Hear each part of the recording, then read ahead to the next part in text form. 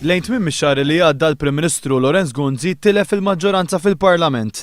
Riżultat ta' dan kien deċiż li l-Parlament jitlaqa biss meta l-Grupp Parlamentari Nazzjonalista kollu ikun Malta. Fl-istess ħin fl-aħħar ġimgħat il-Gvern għadda minn diskussjoni ta' liġi waħda l-oħra iżda mbagħad qed jevita milli jittieħdu votazzjonijiet importanti. L-uniku vot li ttieħed kien fuq it-Trattat tal-Unjoni Ewropea u dan ittieħed għaliex l-Oppożizzjoni kienet diġà kommettit ruħha minn qabel li kienet ser tivvota favur din il-liġi.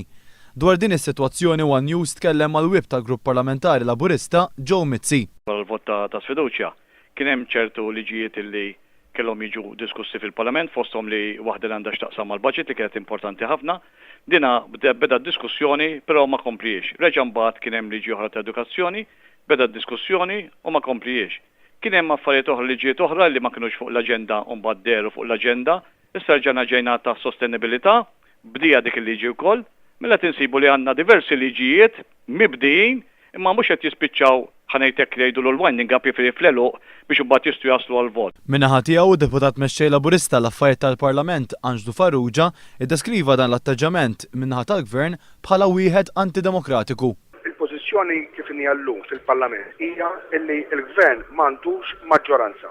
Ma jistax jibqa' jagħmel dawn il-lob fil-Parlament għaliex qed jilgħab bid-demokrazija kemm jista' itawwal il-Gvern qed itawwal u qed irid jara jekk hemm il-darba fil-ġant li ġejjin. Il-Gvern se jibqa' b'dil pożizzjoni għaliex allura min-naħa tagħna aħna mbagħad ikollna nieħdu l-passi meħtieġa anke fora internazzjonali.